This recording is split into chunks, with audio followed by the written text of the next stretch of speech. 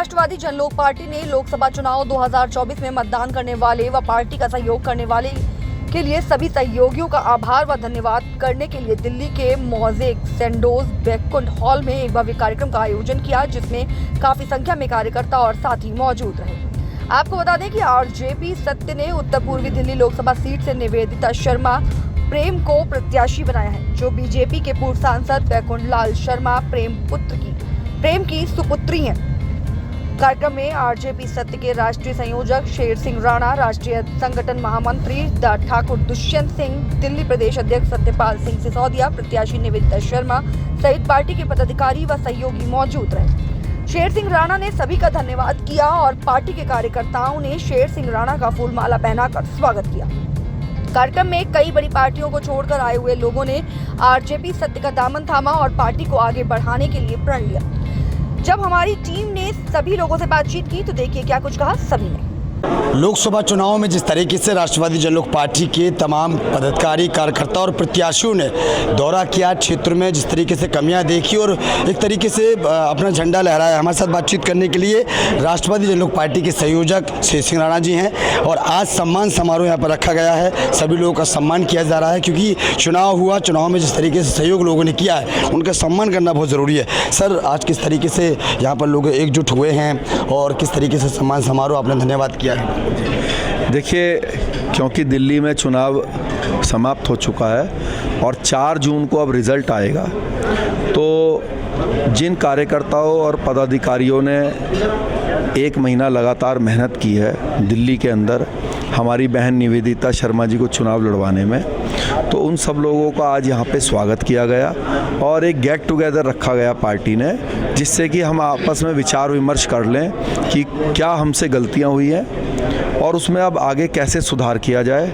दूसरा, क्योंकि 4 जून को जो है काउंटिंग होएगी, तो काउंटिंग के लिए भी एजेंट बनाए जाएंगे, तो उसके लिए भी जो सत्यपाल जी हैं जो कि अध्यक्ष हैं प्रदेश के, उनकी देखरेख में एजेंट का भी काम जो है उसके लिए भी चर्चा आपस में की गई है। इसके अलावा कुछ जो हमारे सम्मानित नेतागण हैं वो लोग आज आरजेपी पार्टी में शामिल हुए हैं, जिसमें हमारे फैज़ान भाई हैं, जिसमें हमारे मनीष कुमार वर्मा जी हैं और भी कई पदाधिकारी लोग ऐसे भी हैं जो अदर पार्टियों से।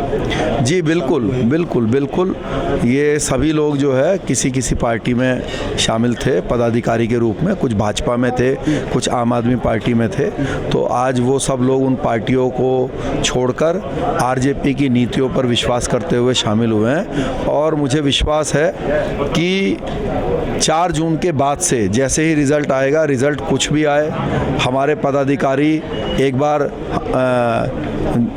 गुरु गोविंद सिंह जी ने कहा था कि 1 से 1.25 लाख को लड़ाऊं, तो हम तो उनके रास्ते पर चलने वाले लोग हैं।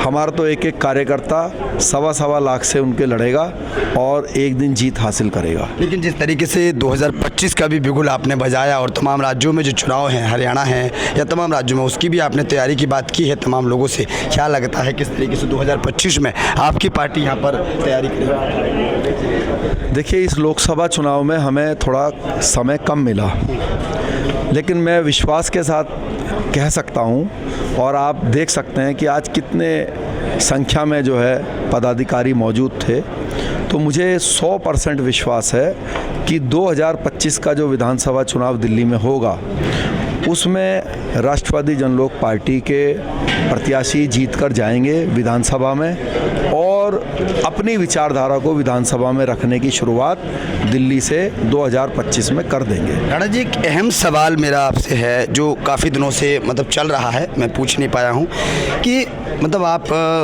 पृथ्वीराज चौहान की आप अस्थियाँ लेके आए, इतना लंबा आपका सफ़र रहा, उसके बाद आपने पार्टी बनाई, मोटो क्या है आपका, मकसद क्या है? क्योंकि लगातार पार्टी का एक नारा होता है, हम है राष्ट्रवादी।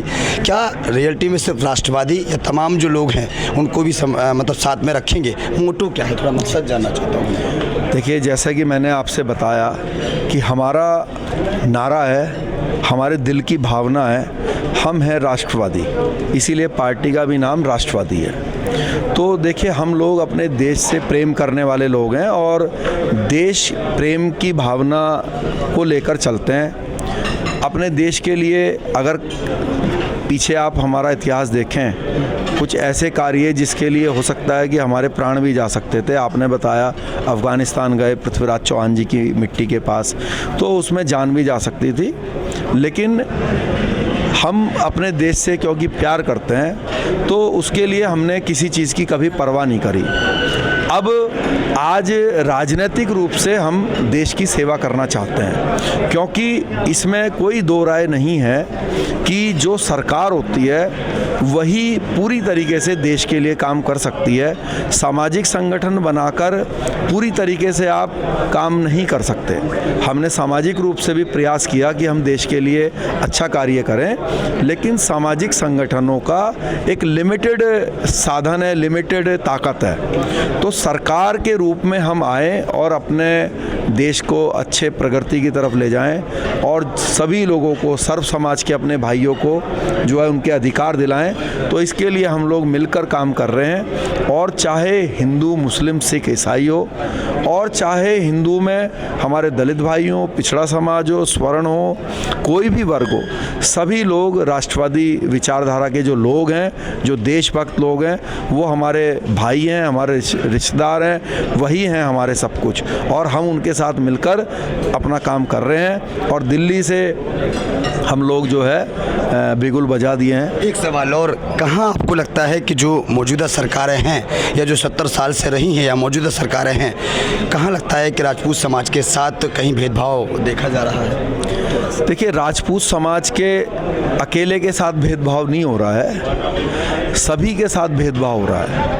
राजपूत समाज के साथ तो अब अपमान उनका करा जा रहा है, और समाज कोई भी हो, देखिए क्योंकि जाति व्यवस्था बनी हुई है धर्म के अंदर, तो जो जिस जाति में ईश्वर ने जिसको जन्म दिया उसको उससे फ़क्र होना चाहिए, क्योंकि ये तो उसके हाथ में नहीं है, ये तो ईश्वर के हाथ में है। तो हम, लेकिन सब में जो कॉमन है वो है हमारा देश, हमारा राष्ट्र एक है, सबसे पहले राष्ट्र है, तो वो हमारा एक है। तो हम लोग जो है, चाहे राष्ट्र के अंदर राजपूत समाज हो या कोई भी अन्य समाज हो, तो सभी के लिए काम कर रहे हैं। हाँ, लेकिन क्योंकि कि मुझे राजपूत समाज में जन्म मिल दिया है ईश्वर ने, और ये मेरी कोई इच्छा या ना इच्छा के ऊपर डिपेंड नहीं था, तो जिसमें जिसको जन्म मिला है, जितना, देखिए मुझे अपने क्षत्रिय होने पर गर्व है, उतना ही मुझे अपने हिंदू होने पर गर्व है, उतना ही मुझे जो है अपने भारतीय होने पर गर्व है। लेकिन इसका ये मतलब नहीं है कि मैं किसी दूसरे देश से बेवजह चिढ़ने लग जाऊं। अगर मैं हिंदू धर्म में उस पर फ़ख्र कर रहा हूं, तो इसका ये मतलब नहीं है कि मैं अपने किसी मुस्लिम भाई से या सिख भाई से या ईसाई भाई से चिढ़ता हूं। इसका ये भी मतलब नहीं है कि अगर मैं राजपूत हूँ तो अपने ब्राह्मण भाई से, अपने दलित भाई से, अपने पिछड़े भाई से, वो भी हमारे भाई हैं, हम उनसे प्यार करते हैं। हमारा 1 पॉइंट प्रोग्राम है, सबको साथ लेकर इस देश के सत्ता में आकर इस देश के लिए काम करना। कई तस्वीरें मैं देखता हूँ आपके यूट्यूब पर भी, कई मीडिया अपडेट करती है, तो कई तस्वीरें ऐसी आती हैं कि लोग बड़ा प्यार आपको दे रहे हैं। इसको क्या समझते हैं? आने वाले वक्त में किस तरीके का बदलाव इस पार्टी का? और देखिए, ये तो ईश्वर की मुझ पर कृपा है कि बहुत बुजुर्गों का आशीर्वाद मिलता है और युवाओं का स्नेह मिलता है, और इसका कारण मुझे लगता है कि हम एक सच्चे दिल से अपना कार्य करते हैं। जो भी काम ईश्वर ने हमें सौंपा है, ये काम हम अपनी इच्छा से नहीं कर रहे, ये ऊपर वाले की इच्छा है।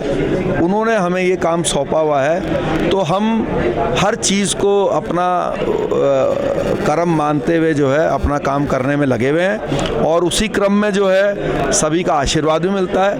कभी कभी जो है ऐसा नहीं है कि हमेशा प्यार ही मिलता है, लोगों की नाराज़गी भी मिलती है, लेकिन उस नाराज़गी में भी कभी कभी एक प्यार छुपा हुआ होता है, तो उनको भी हम मनाते हैं और आगे भी मनाएंगे। अगर कोई नाराज़ होगा तो सभी लोगों को हम साथ में लेकर आगे चल रहे हैं, और मुझे विश्वास है कि बहुत अच्छा रिजल्ट दिल्ली के विधानसभा चुनाव में आपको और दिल्ली वासियों को देखने को मिलेगा।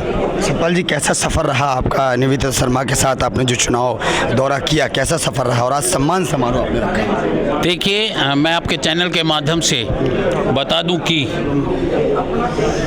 लोकसभा का चुनाव 25 मई को ख़त्म हो चुका है।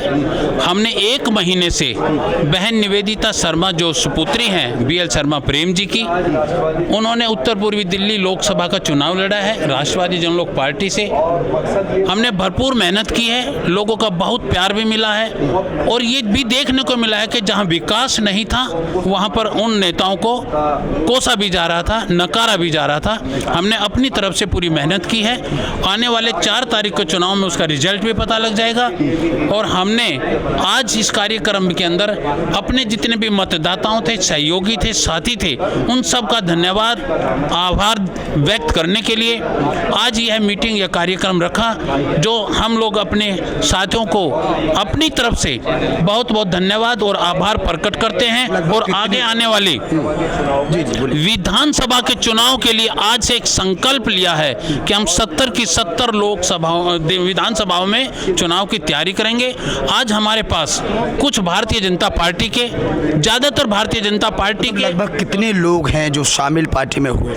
आज कम से कम 25 लोग ऐसे बहुत अच्छे राजनीतिक लोग हैं जो कि आज पार्टी का दामन थामा और शामिल हुए हैं और पार्टी की नीतियों को आगे बढ़ाने का काम करेंगे और आने वाली विधानसभा में हर एक विधानसभा में चुनाव लड़ने का दम रखेंगे और चुनाव भी लड़ेंगे और हम लोग देश की इस राजधानी में सरकार बनाने का दावा भी ठोकेंगे और अपनी मौजूदगी दर्ज कराएंगे। ये महामंत्री हैं, क्या कुछ कहेंगे? जो प्रतिक्रियाएं रही, कहीं ना कहीं आपने भी लगातार क्षेत्र में दौरा किया निवेदिता शर्मा के साथ और उसके बाद आज सम्मान समारोह जो कार्यकर्ता हैं, पदाधिकारी, उनका किया जा रहा है। आने वाले 2025 में क्या लगता है पार्टी को लेकर? देखिए, जिस तरीके से मैं आपके चैनल के माध्यम से ब्रजेश जी मैं बहुत बहुत धन्यवाद करता हूं कि जिस तरीके से अभी हमारा सन 2024 का ये चुनाव था, लोकसभा चुनाव, इसमें बहन निवेदिता शर्मा जो हमारे पूर्व सांसद बीएल शर्मा प्रेम जी की बेटी, जो भारतीय जनता पार्टी के दिग्गज नेता थे, जो भारतीय जनता पार्टी छोड़कर और राष्ट्रवादी जनलोक पार्टी का दामन थामा आके, उन्हों को हमारी पार्टी की आरजेपी की नीतियाँ अच्छी लगी। उन्होंने पार्टी के जो राष्ट्रीय संयोजक है आदरणीय भाई शेषी राणा जी का उन्होंने जो कार्य देखा समाज और राष्ट्र के लिए, वो चीज़ अच्छी लगी और उसी चीज़ को लेके फिर हम उत्तर पूर्वी लोकसभा से चुनाव लड़ेंगे। अब जो आज हमारा जो कार्यक्रम था, एक हमारे कार्यकर्ताओं ने काफ़ी मेहनत की थी और हमारे सारे उत्तर पूर्वी लोकसभा और दिल्ली के जो हमारे पदाधिकारी थे, तो एक समीक्षा बैठक थी कि हमारा लोकसभा का चुनाव हुआ है और आप सभी ने जो मेहनत की है उसका हमने सबका धन्यवाद किया था। सैकड़ों कार्यकर्ता पदाधिकारियों का जो जुड़ना, आरजेपी में जो जुड़ना आज हुआ है, उसको क्या देखते हैं? आगे का भविष्य क्या है? जी, अभी जिस तरीके से अभी सैकड़ों कार्यकर्ताओं ने हमारे आज जो है, जो भारतीय जनता पार्टी, आम आदमी पार्टी छोड़कर, जिन्होंने आज राष्ट्रवादी जनलोक पार्टी की नीतियों को और आदरणीय भाई शेषी राणा जी के साथ जिन्होंने दामन थामा और आरजेपी की सदस्यता ग्रहण की और पदभार लिया, ये हमारी उत्तर पूर्वी लोकसभा की जो मेहनत थी और उन्होंने हमारी विचारधारा को देखा।